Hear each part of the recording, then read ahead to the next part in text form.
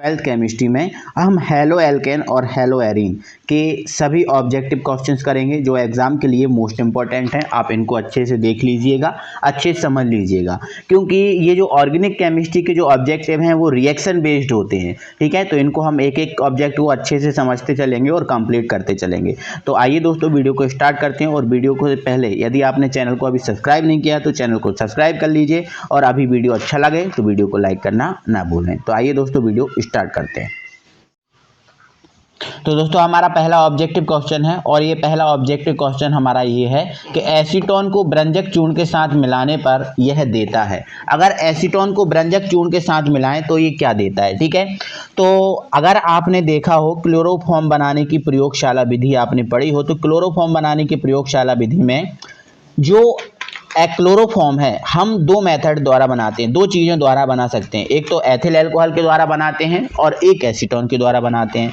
तो एसीटोन को उसमें हम ब्रंजक चूर्ण के साथ मिलाते हैं, ठीक है, या ब्रंजक चूर्ण को एसीटोन के साथ मिलाते हैं तो हमें जो प्राप्त होता है वो होता है क्लोरोफॉर्म। तो इसका सही आंसर मेरे भाई हो जाएगा क्लोरोफॉर्म। ठीक है, चलो नेक्स्ट है डीडीटी प्राप्त करने के लिए क्लोरोबेंजीन की क्रिया। मतलब अगर हमें डीडीटी प्राप्त करना है तो जो क्लोरोबेंजीन है इसकी क्रिया सांद्र H2SO4 की उपस्थिति में किसके साथ कराते हैं। तो डीडीटी हमें मेरे भाई ट्राइक्लोरोएस्टैल्डिहाइड से प्राप्त होता है। ट्राइक्लोरोएस्टैल्डिहाइड जिसे हम क्लोरल बोलते हैं, इससे हमें डीडीटी प्राप्त होता है। यहाँ से मैं डीडीटी का आपको फुल फॉर्म भी बता दे रहा हूँ। डीडीटी का फुल फॉर्म है डाइक्लोरो, यहाँ लिख भी दे रहा हूँ मैं, डाइक्लोरो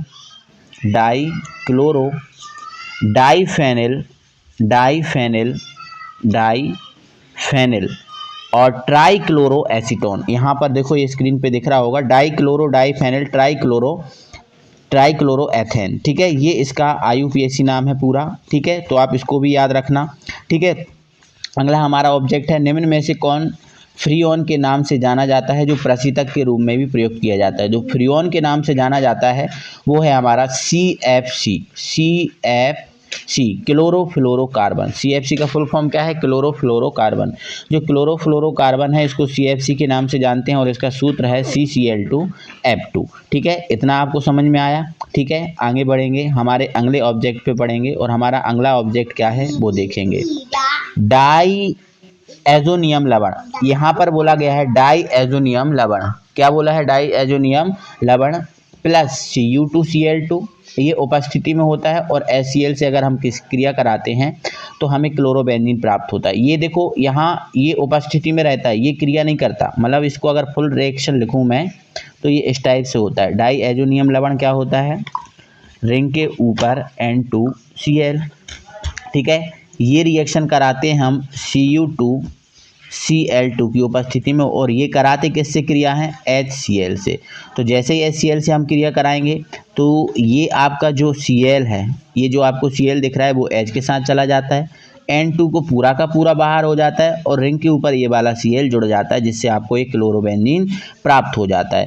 तो ये जो अभिक्रिया है मेरे प्यारे भाई, ये अभिक्रिया है सेंडमेयर अभिक्रिया। कौन सी अभिक्रिया? सेंडमेयर अभिक्रिया। तो ये आपको याद रखना है। ठीक है, चलो, तो इसका आंसर है सेंडमेयर अभिक्रिया। नेक्स्ट है R सिंगल बॉन्ड X, मतलब एल्किल हैलाइड है, और ये NaOH है। Arrow R single bond OH और प्लस NaX ये बना है। तो आप इसमें देखो, OH किसके पास चला गया? X के पास। अब जब OH X के पास चला गया और X किसके पास आ गया? Na के पास, तो ये क्या बन गया? NaX, और OH इधर चला गया तो R सिंगल बॉन्ड OH बन गया। तो ये देखो, आप देखो, ये नाभिक स्नेही प्रतिस्थापन है, और नाभिक स्नेही, दोनों नाभिक देखो, OH भी नाभिक स्नेही है और X भी नाभिक स्नेही है। तो एक नाभिक स्नेही ने दूसरे नाभिक स्नेही का प्रतिस्थापन कर दिया, तो ये अभिक्रिया होती है नाभिक स्नेही प्रतिस्थापन अभिक्रिया। ठीक है ना मेरे भाई। चलो अगले क्वेश्चन पे हम बात करेंगे। एल्किल आयोडाइडों का निर्माण। एल्किल आयोडाइडों का निर्माण प्रायः एल्किल क्लोराइडों, ब्रोमाइडों के शुष्क एसीटोन में NaI के साथ अभिक्रिया से होता है। इस अभिक्रिया का नाम क्या होता है? ठीक है, उसने बोला एल्किल आयोडाइड। एल्किल आयोडाइड मतलब ये R सिंगल बॉन्ड I। अगर इसकी NaI से क्रिया करा दें, NaI से क्रिया करा दें, ठीक है, तो जो भी प्राप्त होता है उस अभिक्रिया का नाम बताना है। तो आपने पढ़ा होगा जब alkyl halide R single bond X उसकी क्रिया हम सोडियम क्लोराइड से कराते हैं। तो यहाँ से हमें क्या प्राप्त हो जाता है, एल्किल आयोडों का निर्माण प्रायः एल्किल क्लोराइड और ब्रोमाइड के शुष्क एसीटोन में किसके साथ, NaI के साथ। एल्किल आयोडाइडों का निर्माण, यहाँ निर्माण हो रहा है एल्किलाइड का, एल्किल आयोडाइड। एक सेकंड मेरे भाई, इसको हटाएंगे पहले फिर समझेंगे। यहाँ पर एल्किल आयोडाइडों का निर्माण हमें करना है।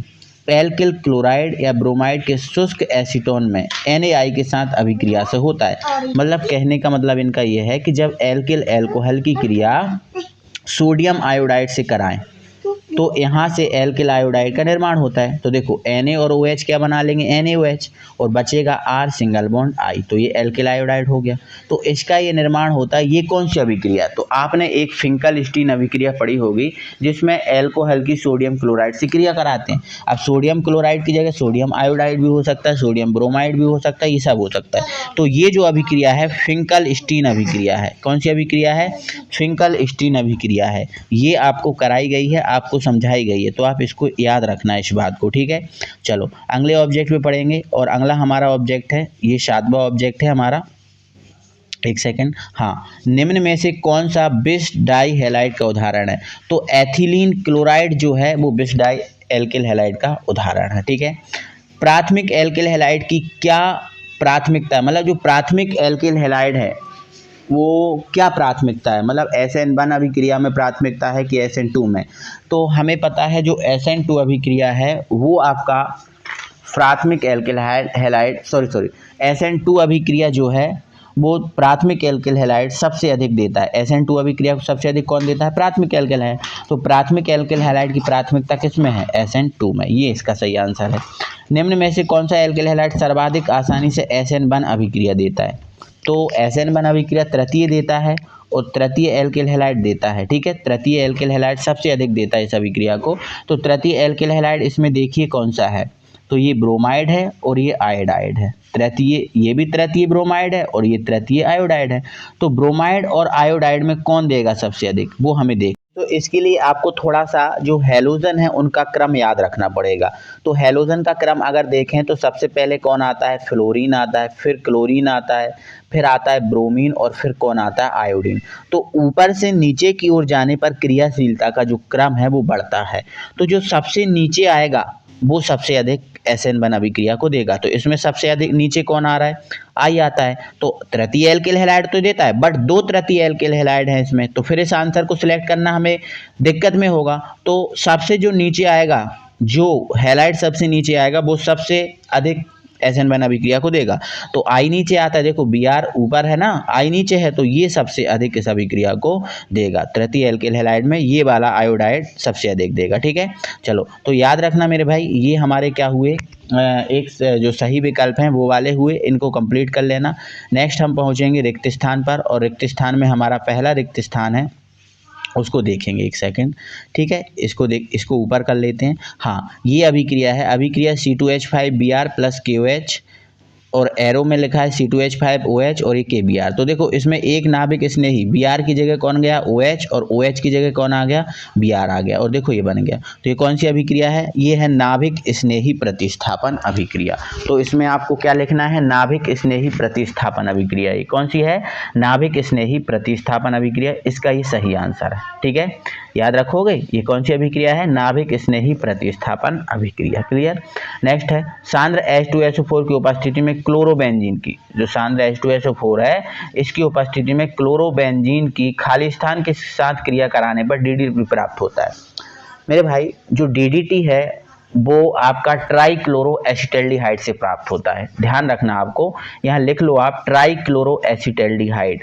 ट्राइक्लोरोएसिटल्डिहाइड से क्या प्राप्त होता है, DDT प्राप्त होता है। तो इसका आंसर सही क्या हो जाएगा, ट्राइक्लोरोएसिटल्डिहाइड। नेक्स्ट है आयोडोफॉर्म को सिल्वर चूर्ण के साथ गर्म करने पर, जो आयोडोफॉर्म है अगर इसको हम सिल्वर चूर्ण के साथ गर्म करें, देखो आयोडोफॉर्म हुआ, क्लोरोफॉर्म हुआ या ब्रोमोफॉर्म हुआ, इन सभी को अगर हम सिल्वर चूर्ण के साथ गर्म करें तो हमें एसिटिलीन गैस प्राप्त होती है। तो यहाँ पर जो सही आंसर है वो क्या है, एसिटिलीन है, ठीक है। नेक्स्ट है एथिल अल्कोहल की क्रिया ब्रंजक चूर्ण के साथ कराने पर। देखो मैंने आपको स्टार्टिंग में एक क्वेश्चन आया था, एसीटोन को ब्रंजक चूर्ण के साथ गर्म करने पर क्या प्राप्त होता है, क्लोरोफॉर्म। तो क्लोरोफॉर्म 2 ही चीज़ों से प्राप्त करते हैं, एक एसीटोन के द्वारा और एक एथिल अल्कोहल के द्वारा। तो एथिल अल्कोहल को अगर ब्रंजक चूर्ण के साथ गर्म करेंगे तो मुख्य उत्पाद क्लोरोफॉर्म प्राप्त होगा। क्या प्राप्त होगा? क्लोरोफॉर्म। BHC सूर्य के प्रकाश में बेंजीन पर क्लोरीन की क्रिया द्वारा प्राप्त होता है। BHC मतलब अगर बेंजीन पर हम क्लोरीन की क्रिया करा दें सूर्य के प्रकाश की उपस्थिति में, तो यहाँ सूर्य के प्रकाश की उपस्थिति में क्लोरीन से यहाँ और खाली स्थान में क्या आएगा? क्लोरीन आएगा। ठीक है। मैथेन और एथेन के क्लोरोफ्लोरो व्युत्पन्नों को, मतलब जो मैथेन है और एथेन है इसके क्लोरोफ्लोरो व्युत्पन्नों को क्या बोलते हैं? तो इसके क्लोरोफ्लोरो जो व्युत्पन्न होते हैं इसको बोलते हैं CFC। क्या बोलते हैं मेरे भाई? CFC। मतलब इसको फ्री ऑन भी बोलते हैं। क्या बोलते हैं? Free on. तो आप एक सेकंड, आप क्या लिख सकते हो? इसको फ्री ऑन लिख सकते हो, फ्री ऑन लिख सकते हो। ठीक है, फ्री ऑन कहते हैं। ठीक है। क्लोरीन की क्रियाशीलता क्लोरोबेंजीन में बेंजिल क्लोराइड की तुलना में कम होती है। यहाँ पर आएगा आपका कम। ठीक है, क्या आएगा यहाँ पर? कम आएगा। ठीक है, तो इतना आपको याद रखना है इन चीज़ों को, और ये हमारे रिक्त स्थान होते हैं कंप्लीट। अब बढ़ते हैं हम आगे। हमारा अगला जो है ना वो सत्तासत्य है, और इस सत्तासत्य में हमारा पहला असत्य है एल्किल हैलाइड में। ये जो एक सेकंड, जो आपका एल्किल हैलाइड है, क्या है? एल्किल हैलाइड में C सिंगल बॉन्ड X बंध की प्रकृति कैसी होती है? देखो आपको पता है C पर प्लस होता है और X पर माइनस होता है। और केमिस्ट्री जो होती है, केमिस्ट्री में दो ध्रुव होते हैं, एक प्लस और एक माइनस। तो ध्रुवीय का मतलब क्या होता है? दो ध्रुव हों। ध्रुवीय का मतलब क्या होता है? जिसमें दो ध्रुव हों। तो C और जो सिंगल बॉन्ड X इसमें दो ध्रुव हैं, एक प्लस और एक माइनस है, तो इसकी ध्रुवीय प्रकृति है, तो ये बिल्कुल सत्य है। एल्कोहल में एथिल क्लोराइड NaCl की क्रिया से बनाया जाता है। एल्कोहल से एथिल क्लोराइड, एल्कोहल से एथिल क्लोराइड NaCl की क्रिया से बनाया जा सकता है। तो जरूरी नहीं है आपका एल्कोहल हो सकता है मैथिल एल्कोहल हो, तो मैथिल एल्कोहल से एथिल एल्कोहल कैसे प्राप्त होगा? हो सकता है आपका प्रोपिल एल्कोहल हो, बनाया तो जा सकता है, लेकिन यहाँ एल्कोहल इनने क्या बोला? एल्कोहल। अब एल्कोहल तो कोई सा भी हो सकता है, तो इसलिए ये क्या हो जाएगा? असत्य हो जाएगा। ठीक है, बना तो सकते हैं लेकिन ये जरूरी नहीं कि ये पता नहीं कि एल्कोहल कौन सा है। ठीक है। नेक्स्ट है एसीटोन NaOH की उपस्थिति में I2 से क्रिया करके आइडोफॉर्म बनाता है। बिल्कुल बनाता है। ठीक है, बिल्कुल बनाता है, कोई दिक्कत नहीं, ये सत्य है। ये हेलोफॉर्म अभिक्रिया है। ठीक है, अगर हेलोफॉर्म अभिक्रिया आपने नहीं देखी तो हेलोफॉर्म अभिक्रिया डाली है हमारे चैनल पे, आपको मिल जाएगी। ठीक है। सूर्य के प्रकाश की उपस्थिति में टॉल्यूइन क्लोरीन से क्रिया करके बेंजिल क्लोराइड बनाती है। क्या? ये सत्य है, बिल्कुल, ये आप करके देख सकते हो। रेफ्रिजरेटर और एयर कंडीशनर में क्लोरोफ्लोरोकार्बन के उपयोग को बढ़ावा दिया जाना ओजोन परत की सुरक्षा के लिए आवश्यक है। बिल्कुल, ओजोन परत को बढ़ावा दिया जाना ओजोन परत की सुरक्षा के लिए आवश्यक है, ये ऐसा नहीं है। ठीक है। रेफ्रिजरेटर में, ठीक है, ये भी देखो आप, रेफ्रिजरेटर और एयर कंडीशन में बात की है, तो रेफ्रिजरेटर और एयर कंडीशन में उसका क्या फायदा? वायुमंडल में अगर ओजोन परत को बढ़ावा देते तो काम का होता, लेकिन रेफ्रिजरेटर में क्या है इसका फायदा? तो ये क्या हो जाएगा? असत्य हो जाएगा। क्लोरोबेंजीन पर क्लोरल की क्रिया से BHC प्राप्त होता है? बिल्कुल नहीं होता। आपका क्या प्राप्त होता है? DDT प्राप्त होता। अगर यहाँ DDT होता तो ये सत्य होता, और DDT ना होने के कारण क्या हो गया? ये असत्य हो गया। आपको समझ में आया होगा। ठीक है, आप समझो। देखो इसके सही आंसर भी आपको दिए गए हैं। यहाँ पर दोस्तों आप सही जोड़ियों का मिलान कीजिए। मैं आंसर को छिपा दे रहा हूँ, ठीक है, और इसको थोड़ा सा ऊपर कर दे रहा हूँ। आप देखें सही जोड़ियों का। यहाँ पर बोला गया है बिसेला, यहाँ पर क्या बोला गया? बिसेला। बिसेला क्या है? फास्जीन COCl2, तो ये पहला हो गया।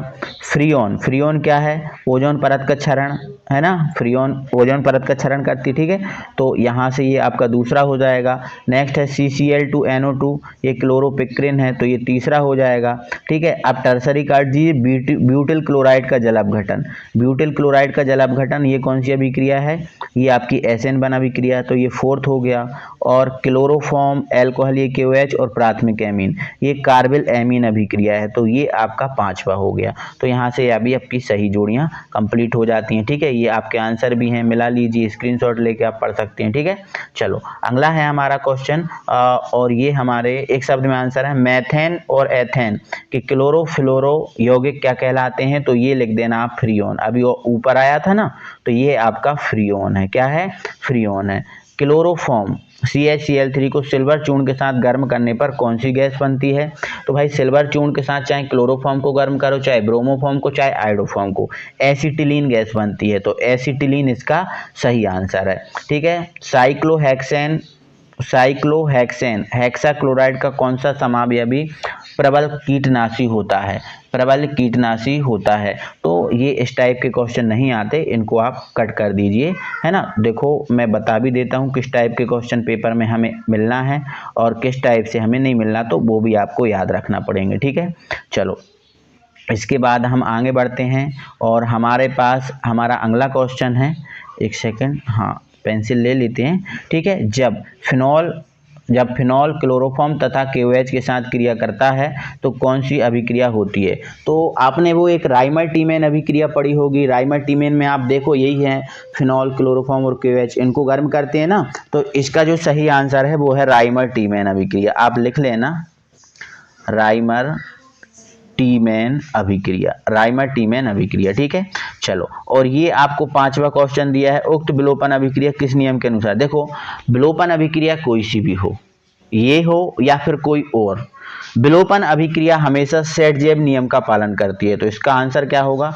सेट-जेव नियम यहाँ पर सही आंसर हो जाएगा। धनावेश के प्रति आकर्षण रखने वाला समूह क्या कहलाता है? मतलब धनावेश के प्रति कौन आकर्षण रखता है बताओ? ऋणावेश।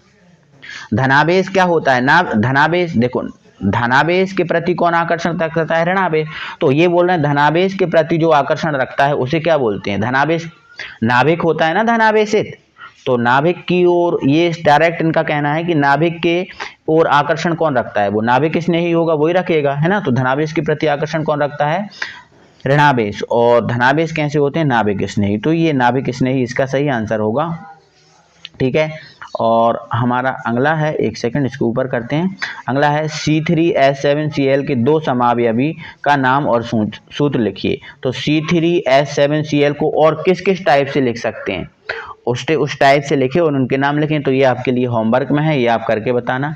DDT का रासायनिक नाम लिखो। तो DDT का रासायनिक नाम क्या है? डाइक्लोरो डाइफेनेट ट्राइक्लोरो एथेन, ये आप लिख देना। ठीक है, कोई दिक्कत? चलो तो यहाँ से हमारे जो यूनिट हेलो एल्केन और हेलो एरीन है इसके ऑब्जेक्टिव कंप्लीट होते हैं। आप अच्छे से पढ़ लो। इसकी PDF भी हम कहाँ डाल देंगे? टेलीग्राम पे डाल देंगे। ठीक है, तो वहाँ से देख लेना। और जहाँ से वीडियो हेल्पफुल हो सके तो आप वीडियो को देख के भी आप कंप्लीट कर सकते हो। ठीक है, कोई दिक्कत नहीं है। वीडियो को लाइक और चैनल को सब्सक्राइब जरूर करें। मिलते हैं अगली वीडियो में, तब तक के लिए थैंक यू वेरी मच।